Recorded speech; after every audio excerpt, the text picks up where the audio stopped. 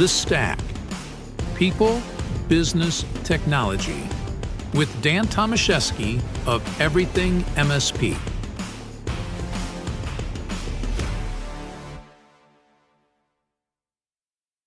Hello everybody, Dan Tomaszewski here. Welcome to another episode of The Stack, where we focus on people, business, and technology. I am joined by Tracy Pound with Maximity, and you are from the UK. I am. Which is awesome, and welcome here back to the United States again. Thank you. A lot of travel here every so often for some amazing events like here at ChannelCon. Yes. How has the event been going for you so far? Fantastic. It's the first of the GTIA ChannelCon. Yeah. The buzz, the vibe is fantastic. The energy level's really high. Everybody is super engaged. Yeah. I love ChannelCon. This is my 10th that I've been to. Nice. So I've been to them since 2015. Okay. And it is by far and away the most engaged, upbeat, informative, inclusive ChannelCon that I've experienced. It's brilliant. And, you talk about energy, there's so much changing, and, ChannelCon itself, GTIA itself has already been an amazing organization, and what we're hearing and where they're taking it to the next level, already exceeding expectations with this great event it's exciting. It's very exciting. It is. And it's great to be part of the future. Yeah. Great to be part of something that is going to give back even more than it ever has done before. Absolutely. And that is a phenomenal time for us to be in the channel, for sure. Exactly. So we're here talking about breakthrough moments for MSPs, and we have all in our businesses had different things that, whether it's an aha moment or it's just something that you were like, you know what, we can do things differently, to help our businesses become better. That's what we're talking about today. I would love to hear about, for your MSP, what is one thing that's been your breakthrough moment? For us, it was COVID. Okay. I started Maximity in 2000, and as a training organization, implementation of Sage, predominantly Sage software. Okay. And in 2019, 2020, when COVID hit, it literally stopped our business dead because we weren't in the recurring revenue arena at all. Okay. So we're not a true traditional MSP. We don't have a help desk as such. So we didn't have that license sale. We didn't have that monthly ongoing support. All of our work was project-based and on-site, and we couldn't go out.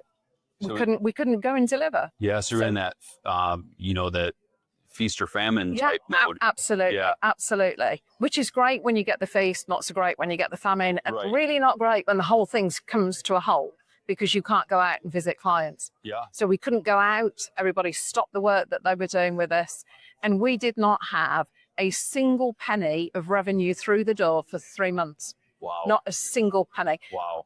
To get to the point where you've had a business for 20 years, you've got staff that you have a commitment to pay their wages, and you've got good clients out there, but they can't have the services that you offer because you can't physically go and visit them, to then actually be faced with the prospect of this business might go under. Yeah. I genuinely sat there for nights on end thinking, what do I do? Yeah. I can't do this.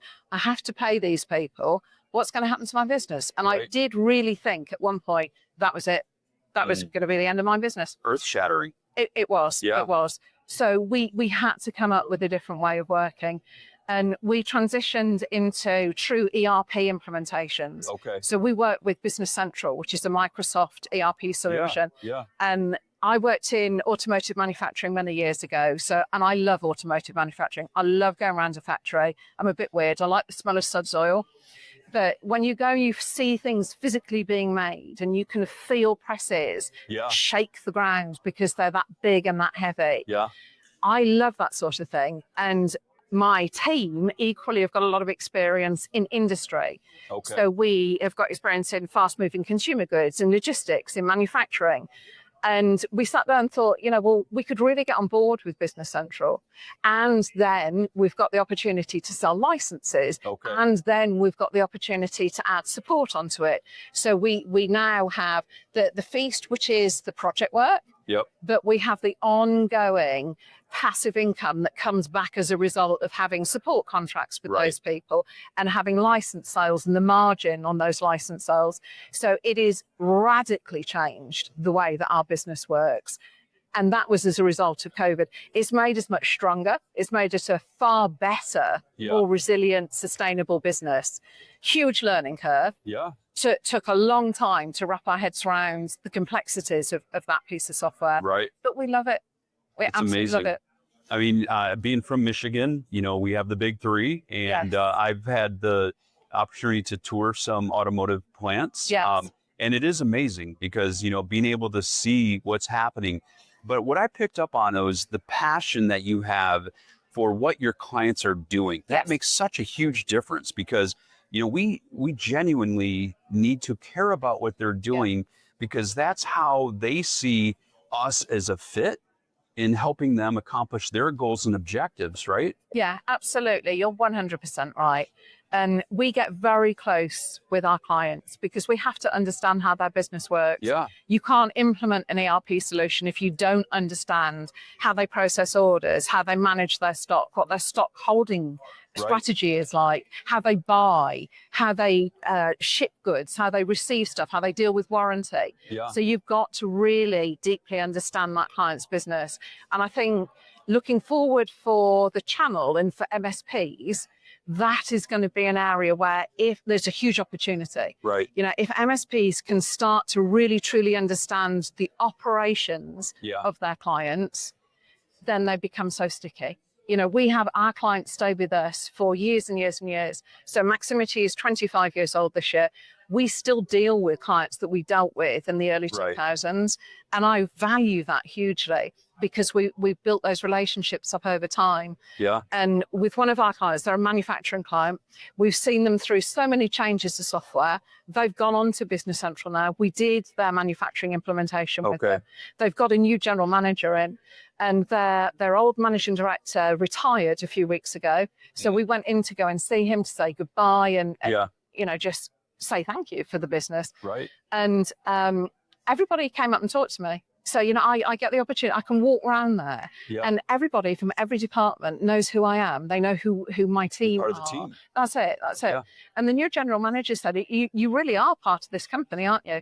And that's how we see ourselves. We are an extension of our clients.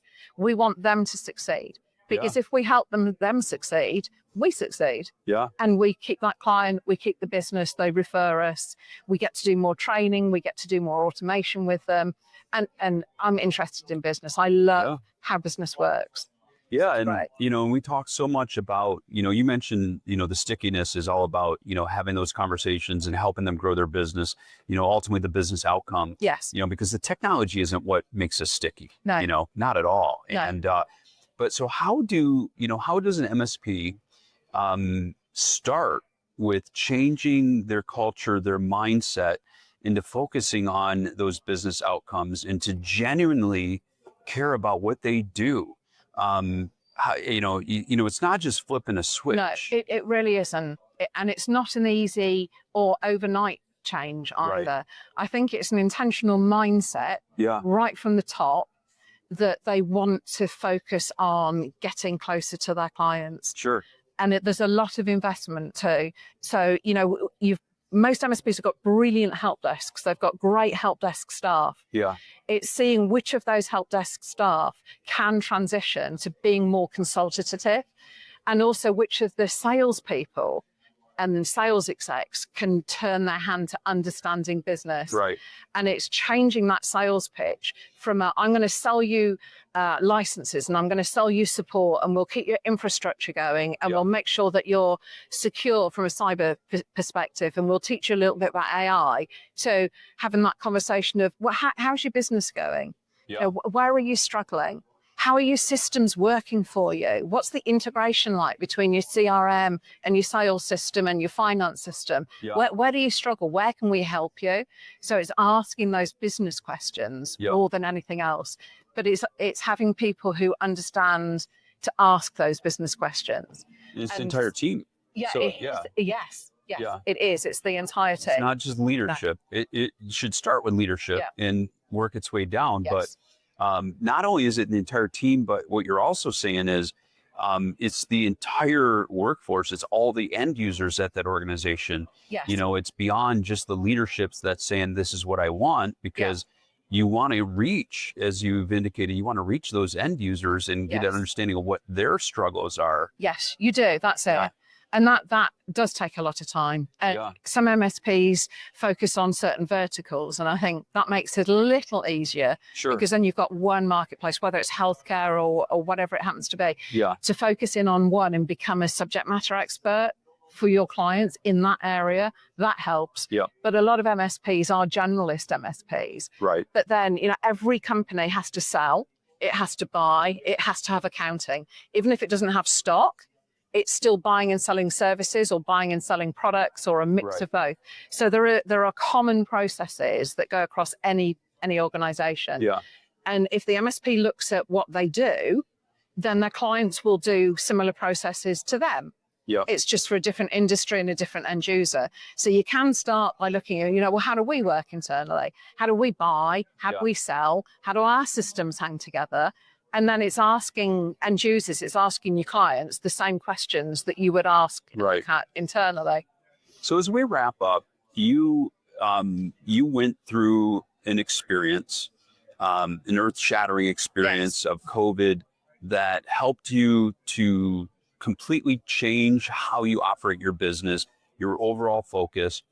What advice would you give to an MSP so that they can avoid that same experience, so they don't have that COVID experience, you know, where there's no revenue coming in? So how can they take it to the next level before they get to that low point? That's a really, really good question. I think MSPs these days, we've got such an opportunity to have monthly recurring revenue. So look at, where can you get passive income from? And make sure you build those passive income streams, but supplement them with project work, because that's the nice little high that you'll get every now and again. But if you can build the core of your business that's based around reliable, repeatable, consistent revenue billing, because of the service delivery that you offer every month, that really takes a lot of risk out of businesses. Excellent. Tracy, thank you so much for your time. I greatly appreciate it. Thank you. And Tracy Pound, everybody, I want to thank you all for being here today. Until next time, we'll talk to you soon. Take care. Thank you.